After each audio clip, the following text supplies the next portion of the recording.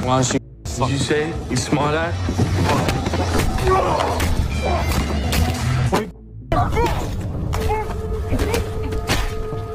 You piece of shit.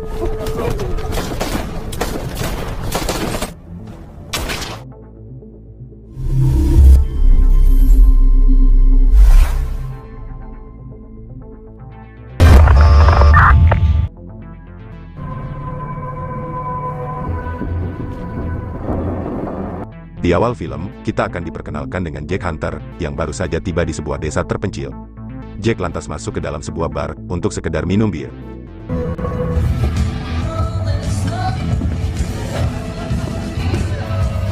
Namun seorang pelayan wanita, merasa tertarik dengan sikap Jack, yang tampak cool dan tidak banyak bicara.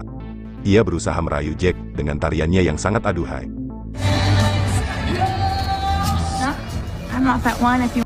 Akan tetapi, seorang pemuda bernama Donnie, malah cemburu melihat hal itu.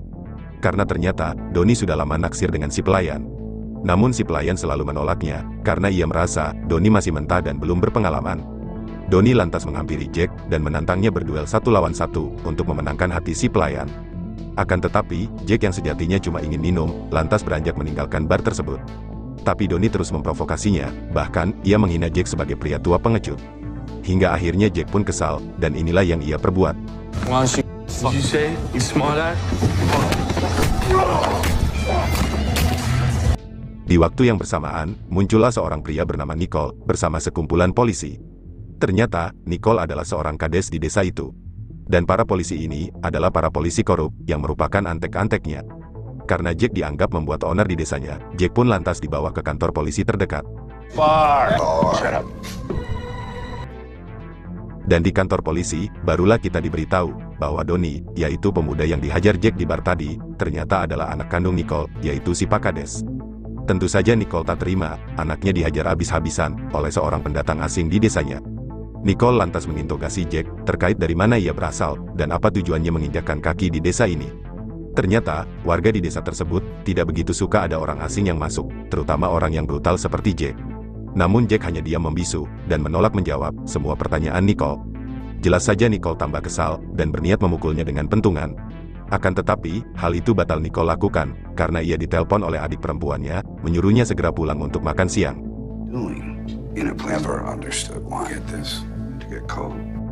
Namun sebelum pergi, Nicole menugaskan para polisi korup, untuk memberi pelajaran kepada Jack. Right now! Kalau Sheriff Kim tidak segera datang, Jack mungkin sudah mati kehabisan nafas. Kim langsung mengusir para polisi korup tersebut, dan mengambil alih tugas mengawal Jack. Kim meminta maaf kepada Jack, atas perlakuan kasar oknum aparat di desanya. Kemudian, Kim melepaskan bogrol di tangan Jack, namun setelah berhasil lepas, Jack malah mengancam Kim, dengan pistolnya sendiri. Look here. No. Kemudian ia kabur dari kantor polisi, sembari mencuri mobil si sheriff. Lalu kita dibawa menuju ke kediaman Nicole alias Pak Kades. Yang mana ternyata, Nicole adalah tuan tanah paling kaya di desa tersebut. Sesampainya di rumah, Nicole langsung memarahi anaknya, yang suka sekali membuat onar. Karena setiap kali Donnie membuat masalah, Nicole yang harus turun tangan. Menyelesaikannya dengan cara kotor, dibantu para antek-anteknya, yaitu para polisi korup. Oh shit! Nicole bertanya kepada Donnie, apakah ia kenal dengan Jack, sampai harus terlibat perkelahian dengannya. Donnie menjawab, kalau ia tidak kenal Jack sama sekali. Perkelahian tersebut, didasari oleh kecemburuan Donnie semata. Lalu di meja makan, Nicole meminta Donnie untuk mencari tahu latar belakang Jack. Karena saat di kantor polisi tadi, Nicole menemukan foto seorang gadis, di dalam kantong jaket Jack. Ternyata Nicole kenal dengan gadis yang ada di foto tersebut, yang ternyata adalah mantan pacar anaknya, yaitu Donnie. Gadis ini diketahui bernama Melissa, yang ternyata sudah tewas setahun lalu. Diketahui kalau Melissa mati secara tragis di desa tersebut. Nicole penasaran ingin tahu, ada hubungan apa antara Jack dan Melissa. Karena Nicole merasa, kedatangan Jack ke desa tersebut, berkaitan dengan kematian Melissa.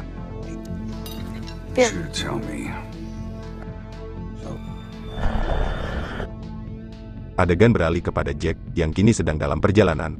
Di mana ternyata, Jack sekarang sedang mengarah ke kediaman Nicole, yaitu si Pak Kades. Akhirnya kita diberitahu, bahwa ternyata, Jack adalah mantan tentara pasukan khusus. Di tengah perjalanan, Jack lantas menghentikan mobil tersebut. Kemudian, Jack memeriksa bagasi mobil itu, yang terdapat senjata api. Lalu Sheriff Kim menghubungi Jack, lewat radio yang ada di mobil tersebut. Kim meminta Jack mengembalikan mobilnya, dan menyerahkan diri secara baik-baik. Akan tetapi, Jack menolak. Jack mengatakan kepada Kim, kalau urusannya di desa itu sudah selesai, barulah ia akan mengembalikan mobil tersebut. To my daughter. Ternyata, tujuan Jack datang ke desa tersebut, tak lain untuk mencari putrinya. Yang mana Melissa, yaitu mantan pacar Donnie, ternyata adalah putri kandung Jack. Melissa diketahui menghilang di desa tersebut, dan Jack sama sekali belum mengetahui kalau anaknya sudah tewas setahun lalu. This is Chairman Wellness of the Cabazon Dallas. It's a pleasure. Adegan beralih kepada Nicole dan adiknya, yang sedang melakukan pertemuan dengan para kolega bisnis mereka. Ternyata, Nicole adalah ketua mafia berkedok kades, yang menjalankan bisnis barang haram, yang berkedok bisnis minyak zaitun. Just a giant river. We're going to be back here popping. Forehead's popping out while you're doing this, okay? Selesai pertemuan itu, Nicole pun bersantai di luar rumah, sembari nyebat sebatang. Namun tiba-tiba, Jack muncul sembari menodongkan senjata. Di waktu yang sama, Donnie pun muncul. Nephew's son. Side now. Kemudian, Jack menginterogasi Nicole dan Donnie terkait di mana keberadaan putrinya, yaitu Melissa. Ternyata saat di bar, Jack melihat gelang milik putrinya yang dipakai oleh Donnie. Dari sini, Donnie dan Nicole baru mengetahui kalau ternyata Jack adalah ayah kandung Melissa, yaitu mantan pacar Donnie. Dan kedatangan Jack ke desa itu tak lain untuk mencari putrinya tersebut. Dengan berat hati, Donnie mengatakan kepada Jack kalau Melissa telah tewas setahun yang lalu akibat overdosis barang haram ketika mereka sedang asik berpesta narkoboy.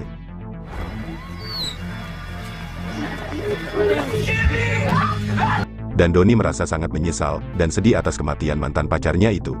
Mendengar hal itu, tentu Jack sangat marah mengetahui anaknya mati dengan cara yang tragis. Dan tentu saja Jack menyalahkan Donnie yang menyebabkan anaknya tewas. Hingga tanpa pikir panjang, Jack langsung menembak Donnie sampai mati.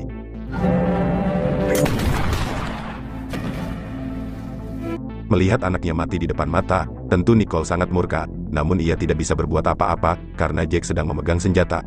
Kemudian, Jack ditembak oleh adik perempuan Nicole dari teras lantai atas. Jack pun lantas berlari menuju ke tengah kebun. Kemudian, Nicole menugaskan para anak buahnya untuk segera menangkap Jack dan dibawa ke hadapannya. Hingga aksi kejar-kejaran yang diwarnai baku tembak tak bisa dihindari lagi. Jack yang terluka akibat tertembak berusaha melarikan diri sambil melakukan perlawanan.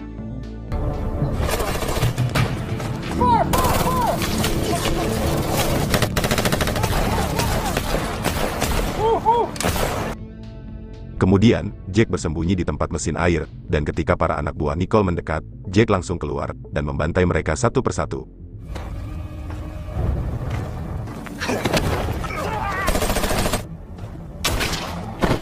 Lalu kita akan diperkenalkan dengan Stone, si ketua polisi korup, yang merupakan antek-antek Nicole. Stone tampak tak terima, semua anak buahnya dibantai Jack, yang hanya seorang diri. Karena membutuhkan pasukan tambahan, Jack lantas menghubungi rekannya di kantor polisi.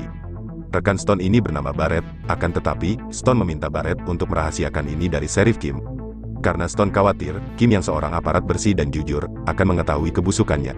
Yang selama ini, bekerja untuk Nicole si ketua mafia berkedok kades. Over. Singkat cerita, Barrett pun sampai, akan tetapi, para polisi ini, sudah kehilangan jejak Jack, yang masih terjebak di perkebunan luas tersebut. Kemudian, Stone menerbangkan beberapa drone untuk memudahkan pencarian mereka. Setelah hampir 1 jam menyusuri kebun tersebut, Barrett dan Stone masih belum menemukan Jack. Mereka hanya menemukan anak buah Stone yang terkapar tak bernyawa. Go. Stay here. No. Sehingga membuat Barrett ketakutan dan memutuskan keluar dari kebun.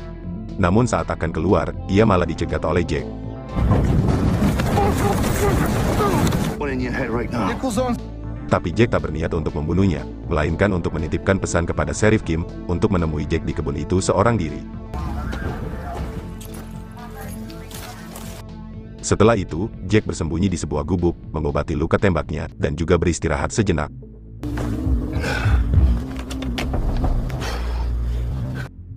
Akhirnya Barrett sampai ke kantor polisi, dan langsung menyampaikan pesan dari Jack kepada Sheriff Kim. Yang dimana, Jack ingin bertemu dengan Kim di kebun tersebut.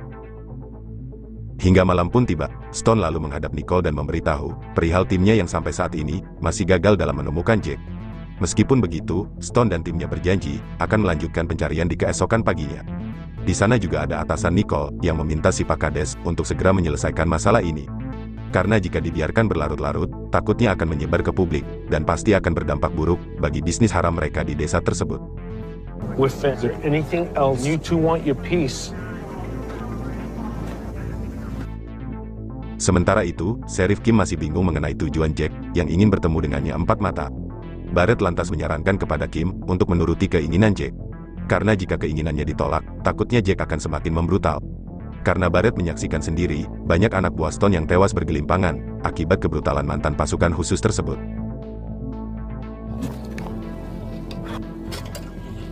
Beralih ke Jack yang mengenang kembali kebersamaan bersama putrinya, yaitu Melissa. Yang dimana ternyata putri Jack tidak begitu menyukainya. Karena profesi Jack yang seorang pasukan khusus, sering meninggalkan Melissa sejak ia masih kecil. Bahkan, Melissa masih menyalahkan Jack atas kematian ibunya yang meninggal saat Jack dalam masa tugas. Tell me what happened. I need a dad. Atas dasar itulah, Jack merasa sangat bersalah dan menyesal karena telah mengabaikan keluarga kecilnya. Sehingga putri yang ia sayangi harus tewas secara mengenaskan.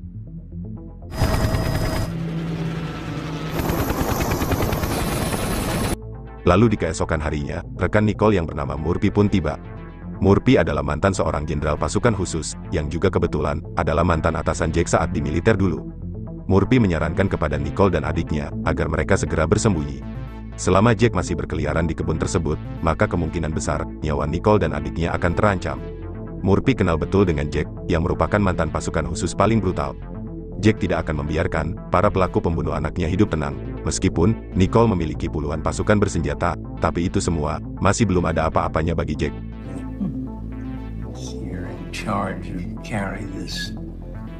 Akan tetapi, Nicole mengabaikan saran dari Murphy, dan malah dengan sombongnya mengatakan kalau Jack lah yang akan tewas lebih dulu di tangannya. Nicole tidak akan membiarkan pembunuh anaknya keluar dari kebunnya hidup-hidup, bagaimanapun caranya. Saat sedang tertidur lelap, Jack malah diserang oleh Stone dan anak buahnya.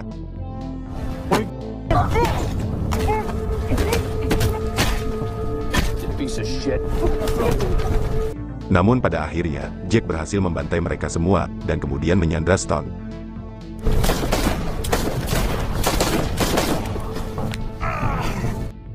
Singkat cerita, Sheriff Kim tiba di perkebunan tersebut dan bertemu langsung dengan Jack. Jack lantas menceritakan terkait anak gadisnya yang dibunuh oleh Nicole. Jack juga melaporkan terkait bisnis minyak Nicole yang ternyata hanyalah kedok untuk menutupi bisnis haram mereka di perkebunan tersebut. Banyak gadis tak berdosa yang Nicole habisi, termasuk anak gadis Jack sendiri. Akan tetapi, Nicole selalu lolos dari jeratan hukum karena dibantu oleh oknum polisi korup. Jack mengatakan, jika Kim tidak percaya dengan ucapannya, silakan cek saja sendiri daftar orang hilang di kantor polisi. Di sana semuanya tercatat dengan jelas, termasuk daftar nama Melissa, yaitu anak gadis Jack yang hilang setahun lalu. You're supposed to be a good cop, right? You're hurt. Kemudian, Jack mengajak Kim bekerja sama dalam meringkus Nicole dan antek-anteknya. Tentu saja Kim menolak bekerja sama dengan Jack sebelum ia mencari tahu kebenarannya sendiri mengenai segala kejahatan si Pak Kades tersebut.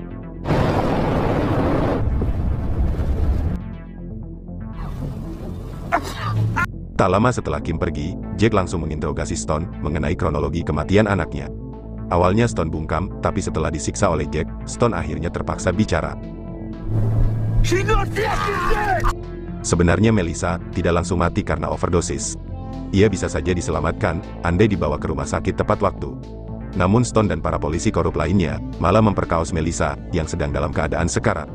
Mengetahui anaknya diperkaos secara bergilir oleh para polisi korup dalam keadaan sekarat, tentu Jack sangat murka.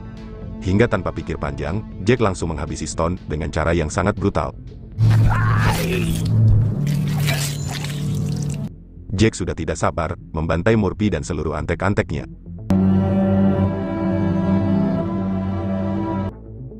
Kematian Stone dan para polisi korup lainnya sampai juga ke telinga atasan Nicole.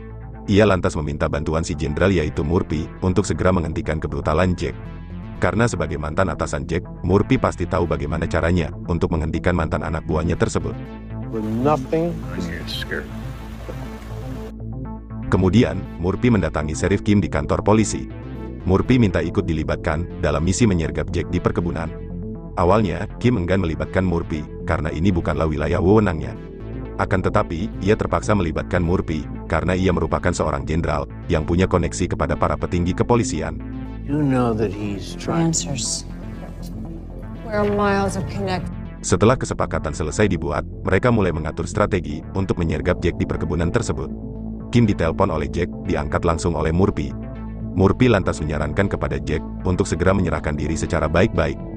Karena kalau tidak, ia akan menurunkan ratusan pasukan tentara untuk melumpuhkan Jack di perkebunan tersebut. Oh, damn. Don't make me call. Tentu saja Jack menolak menyerahkan diri, meskipun yang menasehatinya adalah mantan atasan yang sangat dia hormati. Jack tetap akan melanjutkan misi, menghabisi Nicole dan antek-anteknya, yang telah membunuh anak Jack dengan cara brutal. Jack tidak akan meninggalkan perkebunan tersebut, sebelum dendamnya terbalaskan. Jack bahkan mengatakan kepada Murphy, sebagai seorang jenderal yang menjunjung tinggi keadilan, seharusnya Murphy berada di pihaknya, dan bukan berada di pihak kades korup. Mendengar hal itu, Murphy hanya bisa terdiam, memikirkan perkataan mantan anak buahnya tersebut. Namun Murphy tetap terpaksa menurunkan ratusan tentara pasukan khusus untuk berjaga di kediaman Nicole.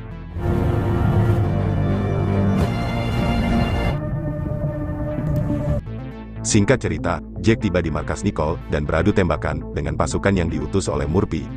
Yang mana operasi tersebut dipantau langsung oleh Murphy lewat radio monitor. Jack pun semakin membrutal dan pada akhirnya berhasil membantai sebagian besar dari mereka.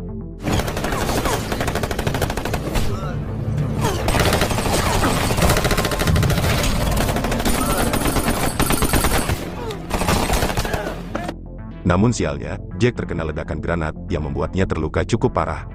Dalam keadaan terluka, Jack pun memutuskan bersembunyi di sebuah gereja terdekat.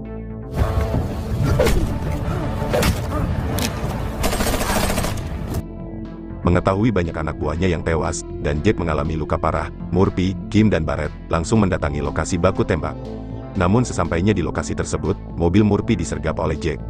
Ternyata, tujuan Murphy dan Kim datang bukan untuk menangkap Jack, melainkan untuk membantunya dalam meringkus Nicole dan kelompoknya. Karena ternyata, bukan hanya anak Jack yang menjadi korban kejahatan Nicole, tetapi puluhan gadis lainnya juga ikut menjadi korban.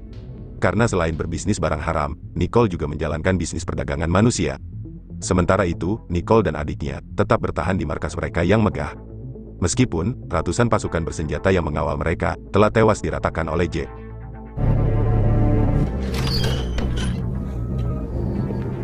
Lalu tiba-tiba, Jack muncul di markas tersebut, dan berhasil memojokkan Nicole dan adiknya. Kemudian, Jack menginterogasi Nicole terkait kronologi kematian anaknya. Awalnya, Nicole memilih bungkam, namun ketika Jack mengancam membunuh adiknya, Nicole pun terpaksa buka mulut. You know who she is. My daughter. Yeah, go ahead. Ternyata anak Jack masih hidup, setelah diperkaos oleh anak Nicole, dan juga para polisi korup. Namun Nicole malah membunuh Melissa, yang dalam keadaan sekarat, demi melindungi Donnie, anak sematawayangnya. Pada akhirnya, anak Jack yang dalam keadaan sekarat, Nicole tenggelamkan hingga tewas.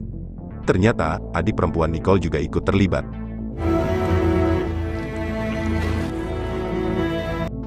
Pengakuan Nicole tersebut, ternyata telah Jack rekam, hingga menjadi bukti yang sangat kuat, untuk memasukkan si kades dalam jeruji besi.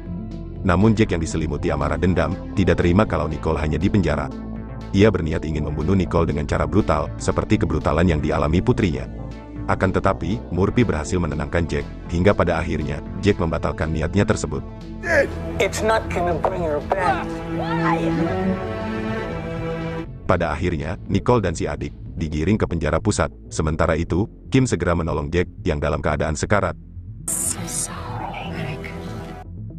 Di dalam perjalanan, Murphy mencegat mobil polisi yang membawa Nicole dan adiknya ke penjara. Kemudian, Murphy menembak mati Nicole dan adiknya.